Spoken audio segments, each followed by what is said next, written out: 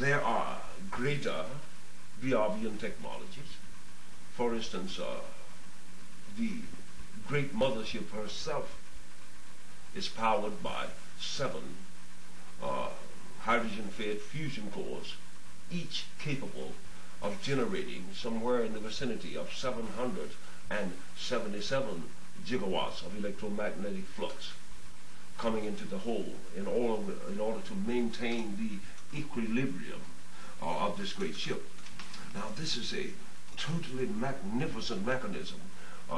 It is such, for instance, the great mothership is 28 miles off, 40 kilometers across, about 28 miles across the center. It appears to be something like a Tiffany egg, with all ends rounded the same. Deeper than it is, wider. Not even on BRV or within the gravitational pull of any planet could such a megalithic machine be built, simply because its structural integrity or its superstructural integrity could not withstand the gravitational pull of Earth or BRV or what have you. Thus, it will not come into the stratosphere of any given planet. It literally had to be built out in deep space. Zero gravity, so to speak, zero gravity or what have you. Now, upon closer inspection of the great mothership, things have to be maintained. The platinum nickel sheeting, the platinum nickel silver sheeting, and things of this nature, gold overlaid, gold sheeting overlaid, and things of this nature, is subject to a great deal of stresses, even though these stresses may not be immediate or violent unless it was hit by a meteorite, which is protected against by 3 great sentinel spears. Still, the structural integrity of the ship, because of its inner atmosphere, the expansion of warm gases and things of this nature, air, moisture, humidity, and what have you, causes it to sometimes, at certain points, shrink or expand and what have you. And this, needless to say, cause great stress on, if you will, the rivets that's holding it together. Therefore, they have drones, drone computers running over the surface at all times on the outside, testing the structural integrity of that given ship, of that great ship, and making repairs. And this is a ongoing process. It is not simply sitting there maintenance free, so to speak. One time, while standing on the forward deck, looking out into space, I saw to the left of the rings of Saturn, the ice rings, a great meteorite hurtling through space, glowing like an ember and tumbling forward. As it got closer, I perceived its, though I had little to measure against, I perceived its dimensions at about 7 miles across or something of this nature. And it was coming. And I could feel the neutrinos and the negative ions and things of this nature that it was pushing before it. I could actually feel it on my skin as it came closer. And the pressure of the great mothership, I could hear her start to give stress and pressure. And I could hear the great fusion cores powering up to compensate, to equalize the pressure. And what have you. And it looked to me like it was definitely going to hit us and what have you. I'm thinking the sentinel spears has got it covered. So if it, if it's coming too close, they're going to blast it, and wow, get me a light show, and wow, and what have you. But the sentinel spears, after it got what I thought was dangerously close, still hadn't fired. So I said, Ted, won't you like crank up them spears and blast it, man. We finna get hit. And Question, my little companion, said, look, man, I'll check in a minute, man. I gotta run over here and check on something. And he boogied. You know what I mean? I said, you bastard. And he boogied. So I'm standing there, and Tan says, fear not, dear Martin. it is only in close proximity and no danger. I said, man, that big old thing is going to knock the shit out of us in a minute. You know what I mean? And by that time, it said, woo, doo, woo, doo, woo, and came right over the top of the great mothership. And so great was its wake in the force that it was given off by the particles, the live particles and stuff, until I heard a moan. And the floor did like that, kind of, you know, like that, rolling pony a little bit. I said, oh shit, you know, like that. And he said, and she was gone. And Tan said, oh Martin, that was a wonderful emotion you had. What is it? I said, that's what you call scared shitless, you bastard.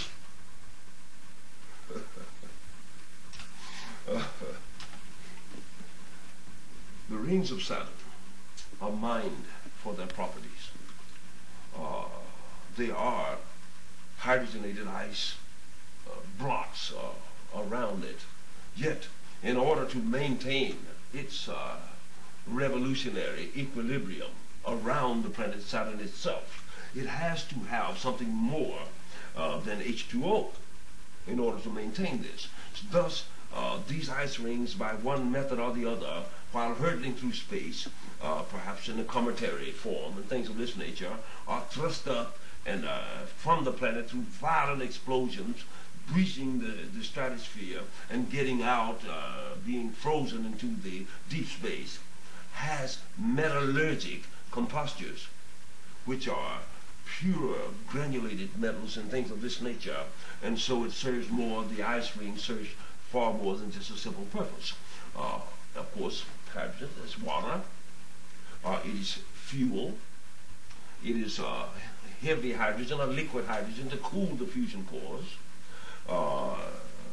and they are also able to extract such things as oxygen, nitrogen for hyborian or organic growing of plants and things of this nature, as well as to fuel the lakes aboard the ship, create oxygen, clean the air, as well as use the precious metals in very, very fine microelectronics and the workings, the gears, the workings of some very precise robotics and machines and things of this nature. So Saturn suffices between its 23 moons and the ice rings and what have you, and Saturn proper, it supplies all that they need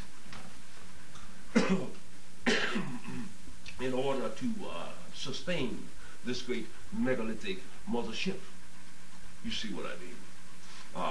Now the mothership is also hyperspace capable, of course, because if and when at such times she gets ready to return to BRB, which may be, according to my calculus, around late 2011 or early 2012, then she too will be able to generate the force that will create a megalithic stargate through which she will traverse to intersect with the hyperspace tongues of time overlapping and things of this nature, and traverse the 450 light years within 4.5 years as we measure time, and what have you. Now,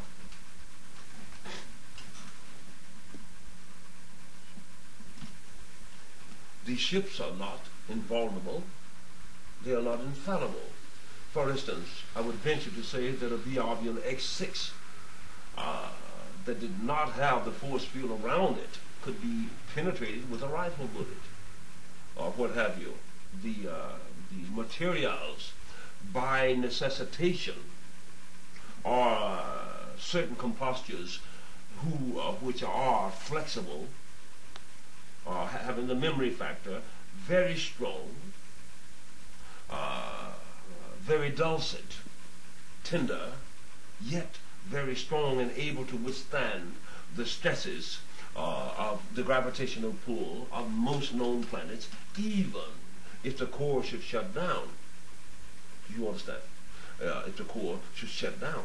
Now, by literally burning a liquid hydrogen with the sulfur thermite mixture in the defunct fusion core chamber, it may generate enough electromagnetic power to get out of this stratosphere and back to the mothership. But the backup system is not infallible. And were it running on such a thing, we have the technology to shoot it down. You see what I'm talking about? And what have you. So this is why the fusion core must keep cooking. On the X-6, there are generally 3 or 4 passengers. There is, in this case, Tan, Okwatentinwan, the male, Nella, Oni Sayarwan, is her name, Oni Sayarwan, Nella, and then there are 2 Stygian scientists. These are the tall, bony, leathery skinned, very physically ugly type guys that are with them. Nonetheless, I found the Stygians to be, by nature, the true pacifists of the galaxy, in the sense that they are very benevolent and benign. They won't hurt you, even though their hands feel clammy with the little suction cups on the end and things of this nature as they're examining you and what have you. So on the X-6 there are 4, generally, because the Stygians are tabulating the information. Now, I've never seen a Stygian physically leave the ship, except on the mothership. Generally, the Biavians will do that. If they're coming to get, like, some acorns or some plants or perhaps another example of birds' eggs or whatever, air samples, water samples, and things of this nature, or if they just want to get out and stretch their legs at a particular point, which sometimes happens and what have you, or to get out and visit a young farm boy like myself at the age of 7 in 1953 and what have you. The Stygians will stay there and maintain the equilibrium of the ship, and also surveillance in a 360 degrees radius around the ship, so that no danger might approach and what have you. The Biavian also has,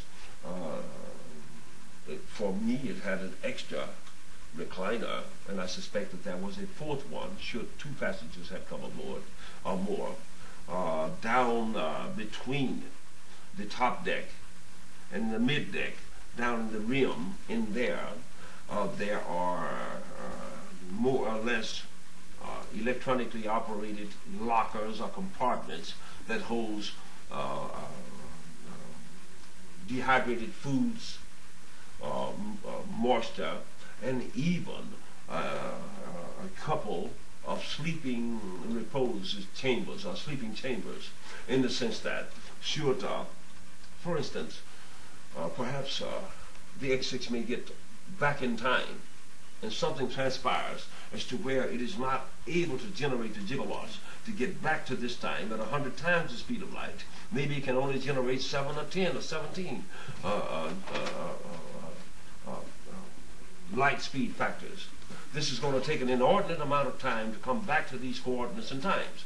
It may be necessary for you to sleep for several centuries or something of this nature, and this is capable of doing this and sustaining the life form by, of course, slowing down the neuro cardiovascular and properties and things of this nature, so that you don't age very much during the transition and all this. It has what you need, plus other instrumentation, and I am sure certain defensive mechanisms that's to the weapons range.